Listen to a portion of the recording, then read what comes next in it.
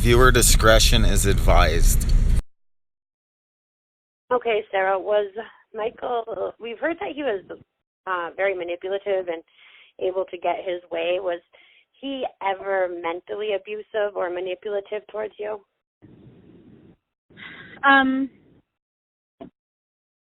If he was, it was very subtle. I know that looking back on our relationship after the fact, like a couple of years after the fact, I started to remember things the way he would say them that felt very belittling.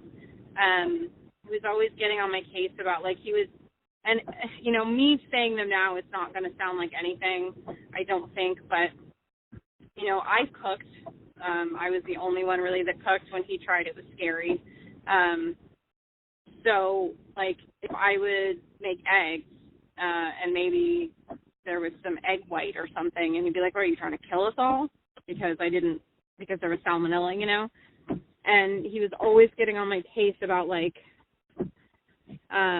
if I left a pot holder on the stove, like I was trying to burn the house down or something, like, "How many times have I told you?" And I'm like, "You're not my father, like, you need to stop." When we would argue, my tendency is to want to walk away and get some space, and he would never let me do that, which felt very him controlling the situation. But, you know, it's little digs like that, about, like, the cooking and the stove and stuff that I looked back on afterwards. Oh, and, like, if I never felt comfortable with him being goofy, like, I never felt comfortable being goofy with him after a while. Like, I would make a goofy face, and he'd be like, "Oh, don't do that." Like, and it felt very mean, you know? So, like, hypercritical. Yeah. And again, that's stuff that, like, after our relationship, I looked back and I thought, you know, like you said, hindsight's 20/20, and I would say, you know, that really didn't feel good.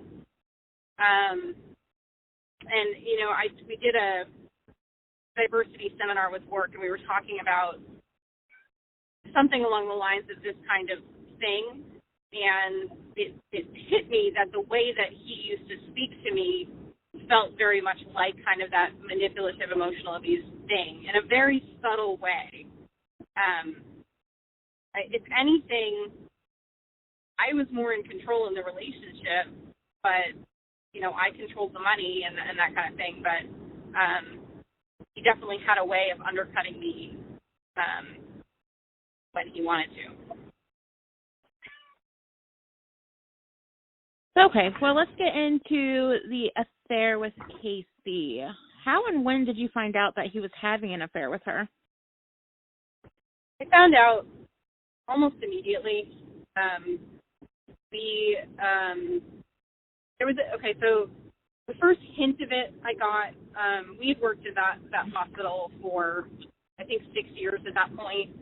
I had all three of my kids while we'd been there. And I had never, ever, with any of our other coworkers, worried about anything between them. You know, we had been all close quarters on many occasions, and, you know, I never worried about it. We used to joke about certain clients being his girlfriends, you know, because I wasn't concerned. But Casey started when I was on maternity leave with Ava, and when I came back briefly, I think in December, they had been working together without me. And I remember passing by the office one day and just glancing at them, seeing them talking to each other, and it just seemed very, very different. And I could sense that there was something between them that was not the way that he was with everybody else. And it was probably within the next couple of weeks. We had a tablet in our household. We did not have a smartphone. So I was getting on the tablet one day, and he had left his Facebook open, and so I looked at his messages, and I can't remember exactly what they said, but it was something along the lines of them making plans to go out with a friend of hers, me to make the excuse or whatever. You know, it was one of those very, like, you could tell that it was secret from me.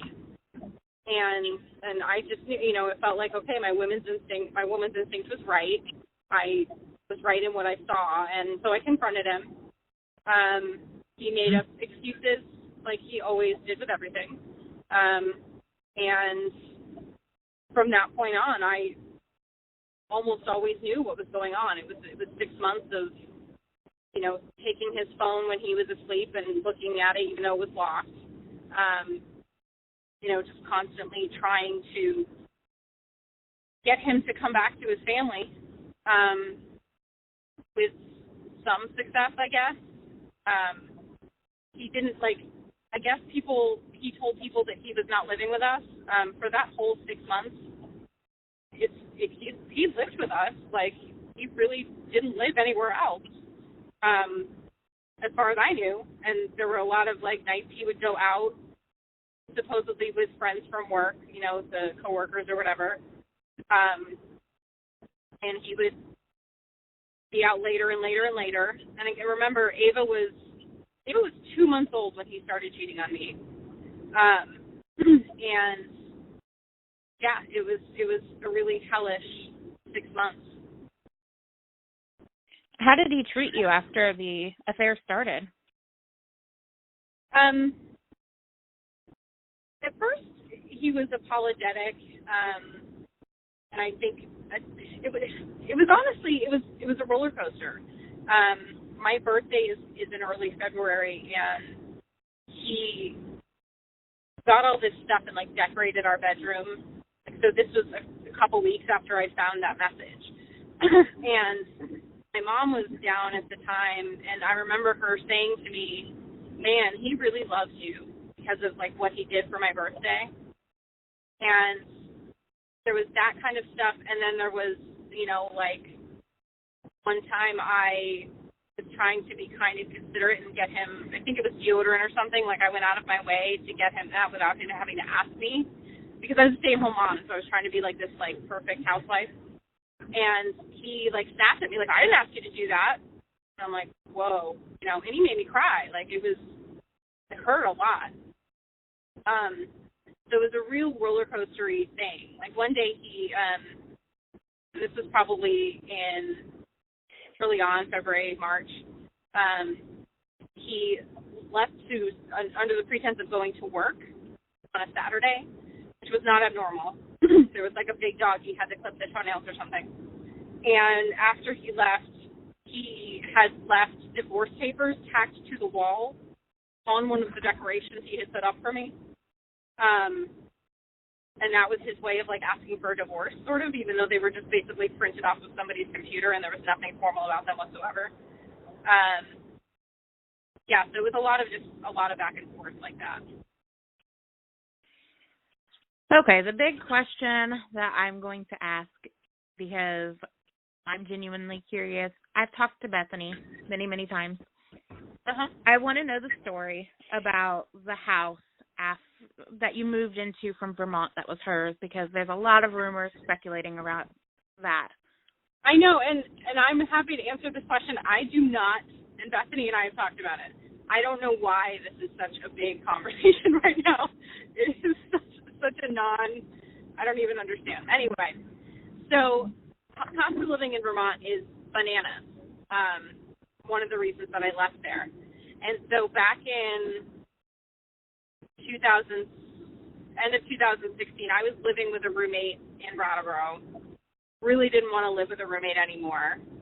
It's hard to have 3 kids and a roommate who does not have a child with her. Excuse me. And so Bethany and I sat down, and she had been in a relationship with her boyfriend for, I think, a year or two at that point. And so this would have been 2017. They were talking about moving in together, but she owned this trailer that she had bought with her ex-husband. And this was where my kids and I stayed when we first came back to Vermont, with this trailer. And she said, so we talked about, would I want to rent it? And the more we talked about it, the more it made sense. It was one place where my kids and I could live with no roommate. The cost was very cheap, compared to the rent in the area. There were a lot of perks to it. And potentially I would buy it. And so we did. So she was moved, again, she had already moved out months before I moved in with her boyfriend. I moved in 2017, the summer of 2017. And then, you know, I think you posted the messages that I sent to Bethany about, you know, I'm going to move to Florida. I have all these reasons to do it, and I'm moving out. You know, there were a lot of reasons that staying there and buying the trailer didn't make sense for me, and, you know, moving to Florida made a lot more sense. Bethany did not move back in there when I left, but yeah, Bethany and I have been friends for 25 years, and it was a situation that worked for us at the time. Okay. Well, that's what I figured, but I just would rather set the record straight with you rather than, you know, beating around the bush with all the rumors and speculations that go around. So when you moved back to Vermont, did Michael keep in touch with the kids? Yeah, it is difficult with children that age to have an effective phone relationship. So, yes, he did. Granted, he came up to Vermont in October, November 2015 after we had just moved back there. And then he was there the summer of 2016. So he maintained a relationship more with that. He always talked about getting Skype set up, and it just never happened. So, I mean, it wasn't consistent, and it wasn't great in terms of his level of communication with them, but, yeah, sort of, I guess. It's a really terrible way to answer that question. I'm sorry. No, that's okay. Okay, so before the next question, I just want to say that even, like, when people want to tear you apart, they'll talk about even the stupidest things, you know? So that's where Bethany's trailer comes in. They just think it's one more thing to tear Marge apart. Yeah. Hey. Okay. You can't make fun of my blue hair.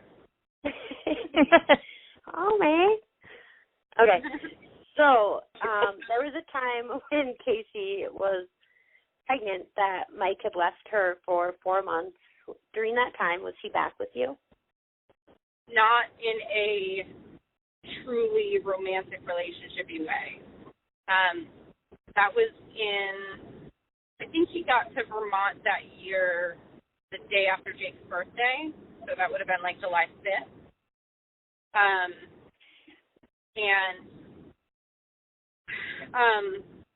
We weren't divorced yet. We wouldn't be divorced again for another year. We wouldn't have been divorced for another year.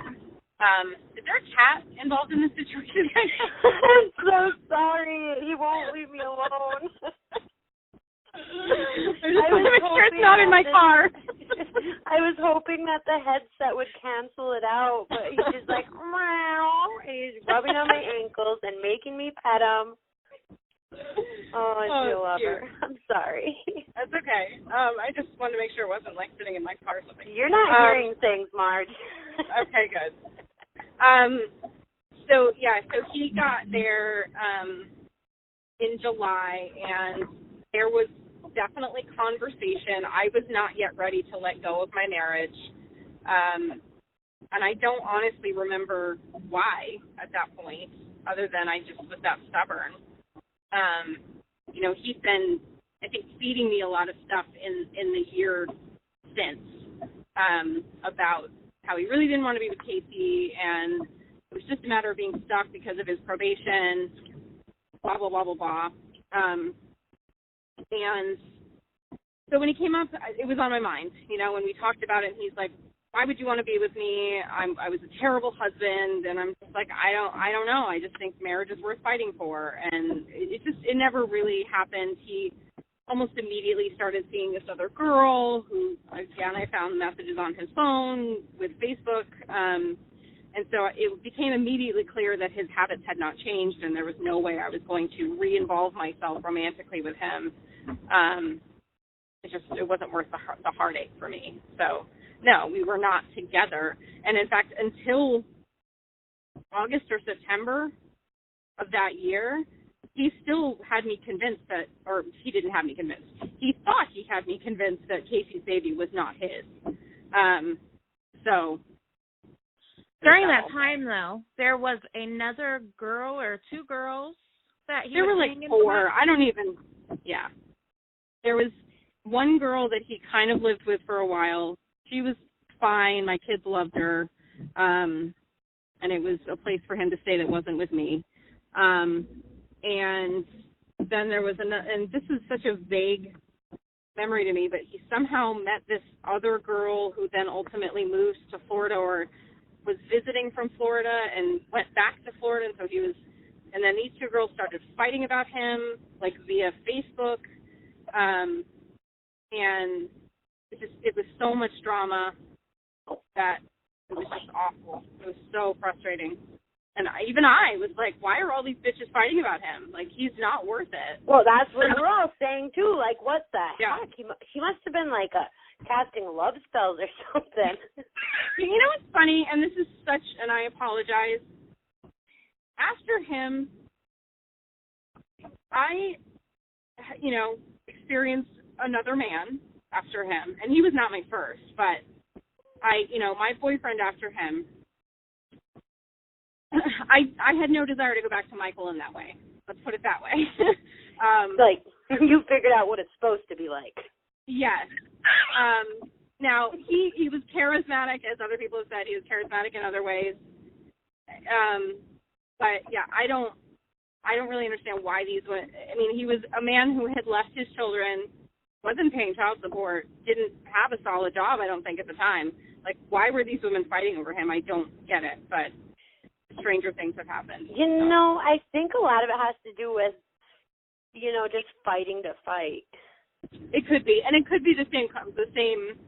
I shouldn't judge because it's the same mindset that got me involved with him in the first place. I'll fix him. Right. Yeah. I'll be the redeeming person that saves him forever, kind of thing. Okay. It's just bull crap. Okay, I have a question that's way, on topic but off topic, but there's another discussion that is going on. Have you ever or are you now a stripper? Girl, I don't even like to wear a bathing suit to the beach. So, no, I have never been a stripper. Is your stripper named Marge? Is that where they're Oh, my God, you found me out. I do not.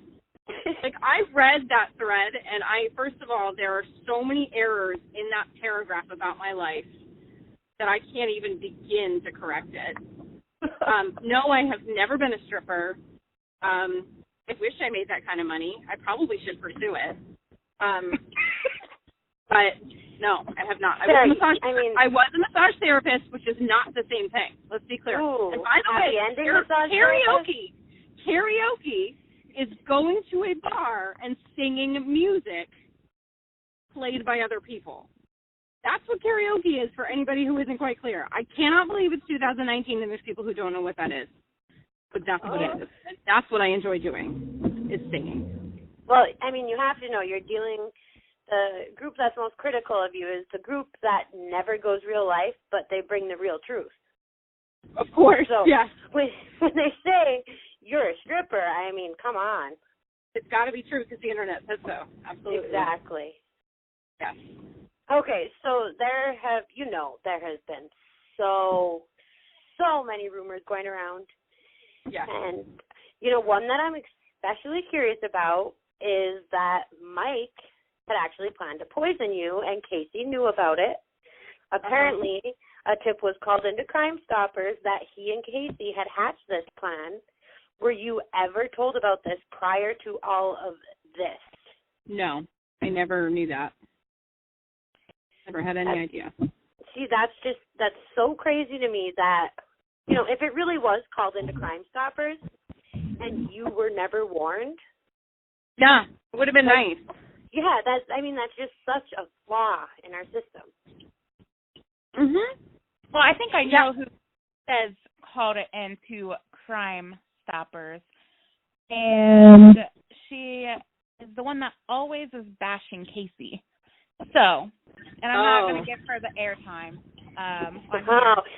Yeah, I mean, she could have told you. That would have been nice. Yeah, I mean, and that's the thing. I don't give a lot of credence to that idea.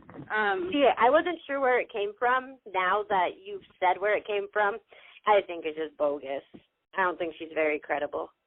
Yeah, I mean, if nothing else, I would have thought maybe it was some crazy story that Casey came up with, which wouldn't necessarily surprise me.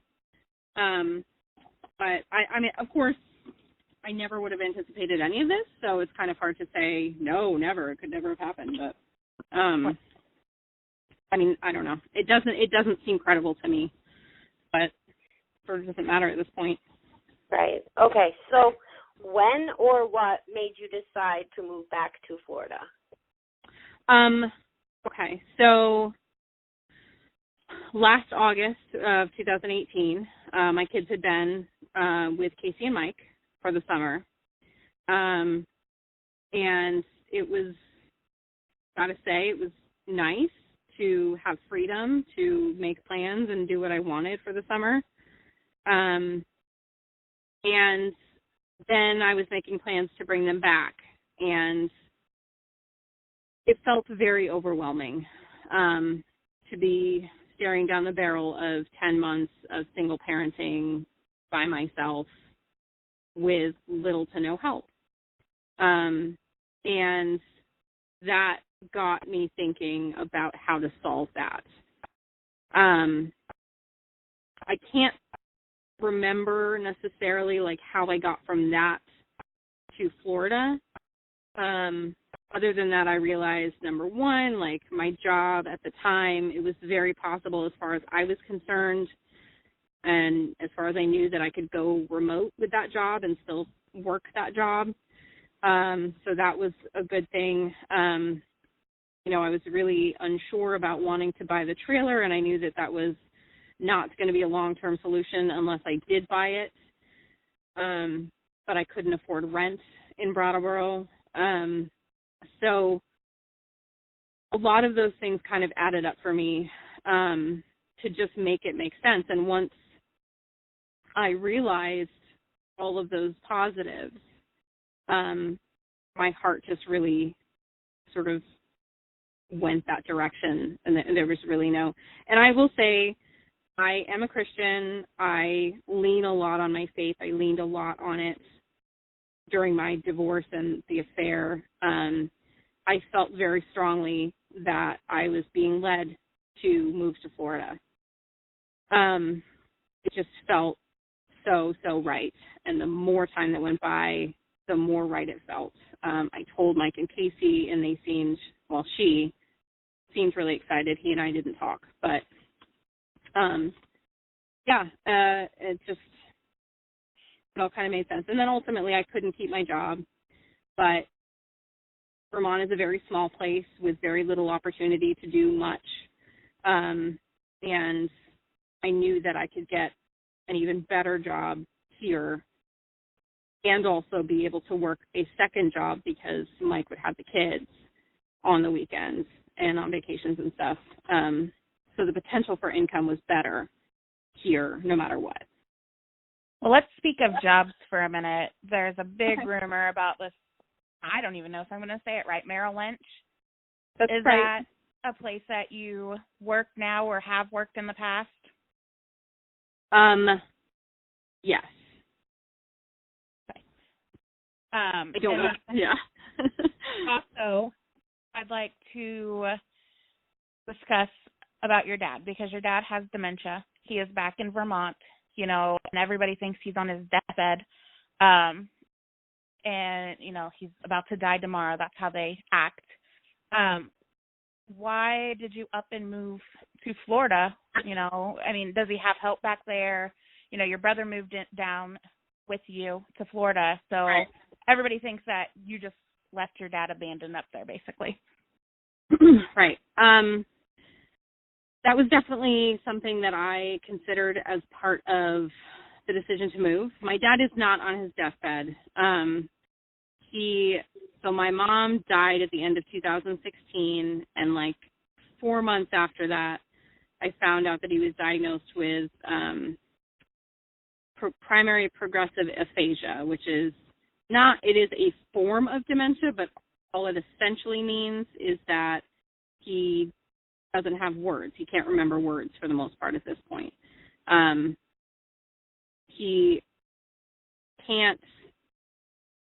My stepmother is with him, is amazing and takes care of him, is much more capable of doing that than I am. I was a wreck after losing my mom, and in the year before she died, I did a lot to take care of her. She was not well. She was dying of COPD. She was in a lot of pain. Just a lot of stuff. And my stepfather, being the asshole that he is, didn't do much to help her. And so I would go get her meds after work. So I would work all day. I would pick up my kids, and I would go get my mom's medications, and I would bring them to her, and then I'd go home.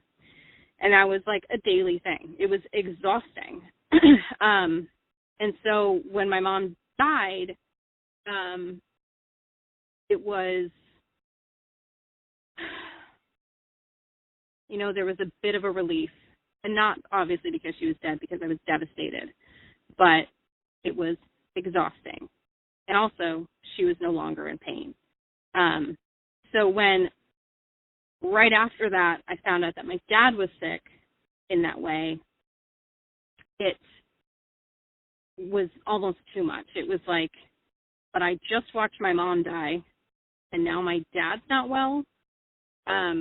Now, that having been said, it's been a couple of years since his diagnosis, and again, he gets up and around. He's in good spirits. We are not especially close. We talk about the weather and sports, and that's all we've ever really been able to talk about. So that's part of that also.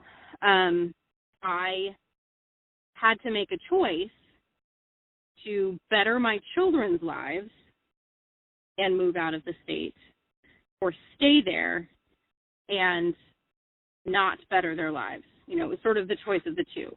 And one of the things that I learned from Al-Anon and from that kind of process is picking my priorities. And my dad is a grown person who has a wife who can take care of him. My primary responsibility is my kids. And so I have to think about them before anybody else. And so if it comes between those two things, it has to be them. And because of that, Florida made more sense. It wasn't like I'm abandoning my father on the side of the road to like weather the elements. It's right. It was not an easy choice, but it was a choice I felt I had to make. Okay, Sarah, you got to tell us about your boyfriend. Everybody wants to know, when you moved, did you or do you still have a boyfriend? I do not. We were together for a while, for a few years, almost 3 years. But, and he encouraged me to move. He knew that there would be more opportunity and a better life for me and my kids here, even though it may, do damage to our relationship. He felt that it was important for me to make the best choice for my family. And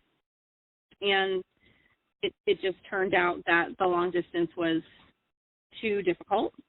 And so I moved in June. We didn't see each other. I was supposed to fly up there in September right after this all happened. I had bought tickets and everything. It just became clear that we would not be able to support each other the way that we both needed. And it just wasn't worth trying to extend the misery. So, yeah, we decided to end our relationship. And that's that.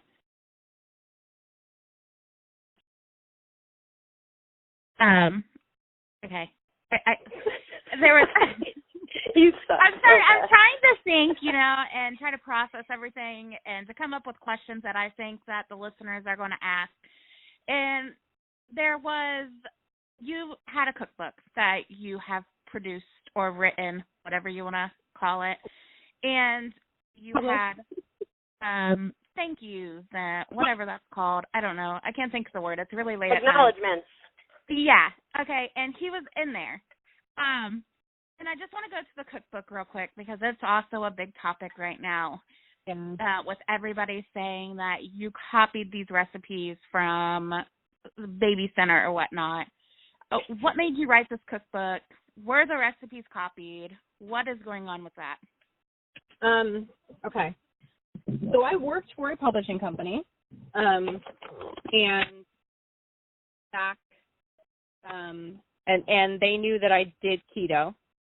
I worked in a small office. One of my good friends was an editor, and the idea was broached a few years ago when I first started that we might do a keto cookbook, and did I want to do it? And it never came to fruition. I have always wanted to publish a book. It has been a lifelong dream of mine, but it didn't pan out then. But in, I want to say March of this year, of 2019, my friend's editor came to me again and said, do you want to write this cookbook? The keto trend was not going anywhere, and we wanted to jump on it and get some books out there. One of the things that we did a lot at that company was really pumping out the books fast. And so I said, yes, of course, please give me this chance. And I was given 6 weeks to write this cookbook on top of parenting 3 children and working full time. And so I did. It was an amazing opportunity. I did not copy recipes. I was very careful not to plagiarize. That having been said, I was given 6 weeks to write a cookbook. None of you have ever done that. No. It is a lot. It is a shit ton of work. And I did take ideas from other recipes and modify them, in some cases, to the sheet pan format, or change things about the recipes so that they were not identical. Some of those I created from scratch. That teriyaki chicken recipe was my mother's, and that's in there. So, no, I did not copy. I, again, did not want to embarrass my publishing company by plagiarizing my first book.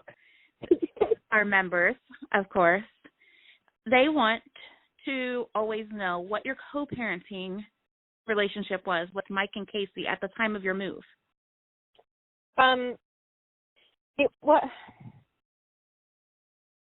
So it's hard to categorize.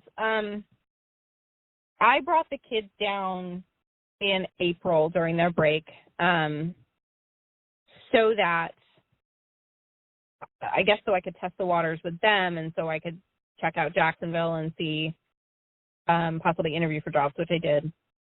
From the time I told them I was moving, again, my conversations were with Casey. I had one conversation with Michael where he asked me not to take the tax money from them because Casey had surgery, and I acquiesced and let him have his tax money. That was the only time I ever talked to him, as if he was asking me for something like that. But my conversations with Casey were congenial. I tried to involve them more by sending pictures of the kids when we were doing certain things, like when Jake first rode his bike, sure to them to share that. I mean, that was one of the hardest things I think about single parenting, and now I'm going to cry, is part of, I think, the joy of parenting is sharing in those things about your children with the person who helped make them, or, someone else who loves them the way that you love them. And I was really missing that for all those years. You know, on Christmas, there was no one to look over to, that kind of thing. And I felt like I was getting that back in a way, like being able to even text Casey, who by all rights I should never want to speak to. I was happy to share those things because there was somebody who cared about my kids the way that I did. And so it was, I want to say it was like a hesitant, I don't even know what the word I'm looking for. I was cautiously optimistic about the kind of relationship we could have as co-parents. You know, if nothing else, Casey and I were both moms who loved our kids. My kids loved her. And I thought we could forge ahead as adults and get through this situation parenting our children. So, you know, for the most part, it was good, and I felt good about, again, my kids loved her, and I felt good sending my kids there to be with her, and even with Mike. I knew even if he and I could not get along, that they loved him. You know, even Ava, who really barely knew him, like, she adored her father, and I cherish that. Okay. On other groups, as well as the True Crime Junkies, the members have been discussing some more rumors. Supposedly, there are texts that took place around May between you and Casey. Basically, it says she's going to have to raise the kids alone now. Casey supposedly kept these in a locked album. We want to know, one, is there any truth to this? And two, did you ask her to stay in Indiana and send Mike back to you? No, I did not. I've looked at my texts between myself and Casey in May, and that was between the time I brought the kids down and the time that I moved. And I mean, first of all, I would never have said anything along those lines. I didn't want Michael back, so I don't know why I would have told her to stay in Indiana and send him back to me. I think what people need to understand, and I don't know if Casey just made this up out of like something or if somebody else did. I don't know where it came from, but I think to dispel the fact that I might have said that is I was comforted that maybe Michael really was happy in his marriage. And then, you know, again, I had this idyllic view of what our co-parenting relationship would be. So I would not have wanted to do anything to harm them. So no, I didn't. Okay, so the 4th of July, that is when others saw Casey alive for the last time. Where were you and where were your kids on the 4th of July? My kids were with Mike and Casey. I was driving for Uber that day by myself. I didn't see my kids until I can't remember when I picked them up. It was the 6th or 7th, I think. I'd have to look back at my texts with her. But yeah, I was not with them on the 4th of July. Okay, Marge, did you ever receive a text from Casey's phone after July 10th, or did Mike pose as Casey and contact you in any manner? No. Well, okay, I take that back. Yes. He sent me money from her phone for, I think, kids' uniforms or something. But he did not have conversations with me. He would talk about her as if, like, when he sent me that money, he said she told him to go fuck himself. when he asked her to send the money to me. Okay, well, speaking of money, was it $43,000? Because that's the $43,000 question. What is this for? No, it was $60. I'm just saying, everybody. So apparently, they had refinanced Casey's house that she had owned, and there's a missing $43,000 that everybody thinks that Michael gave to you to move down to Florida. No, he did not. I just wanted to clear the air. No.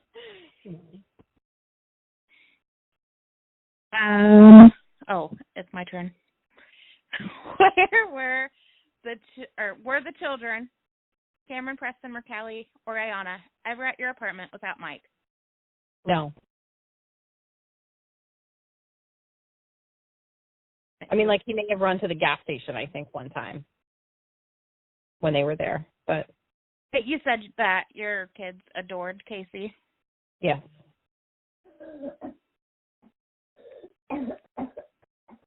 They said she was really nice. And I guess Mike, like, yelled a lot when they were there with Cameron and Preston. So they liked Casey better.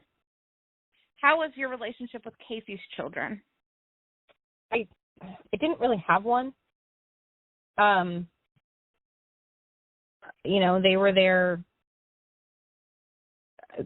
All of us were there, not much together. That was like the worst sentence structure I've ever put together. I was not there much when they were there because I was out driving. I love kids, and I didn't have a reason not to be affectionate and kind with them. I would in particular love on Ayana because she was just a cute little squishy girl, and she's sweet and happy, and I'm like that with any babies too, so I get it. Yeah. I wouldn't say I had a relationship with them necessarily. Okay, when did Mike come to stay, and how long did he stay? I would say probably this August 30th was when he officially came. He left on Labor Day, as far as I know. I don't think I know. Right, because I was off and I was home with the kids. He was gone that day. And then he left on September 10th for the day, as far as I know. I was at work. And then, but yeah, he was there from August 30th on, other than those 2 days, and then left on the 15th. What's his excuse? For staying with you that long time? So he was planning a move to Jacksonville. So as of the 30th, he supposedly no longer had electricity at his apartment. Again, I needed to work on the weekends, and so I needed him to have the kids. They couldn't go stay at a trailer with no AC. So I said, just stay here. And, I know the hurricane is such a big conversation. I, number one, was concerned for his safety staying at the trailer during that, because he said there was a big oak tree over it. And if we were going to be without electricity for any period of time, I would have rather there be another adult there who can help me amuse the children. If the shit hit the fan with the storm, I just was more comfortable having another adult there.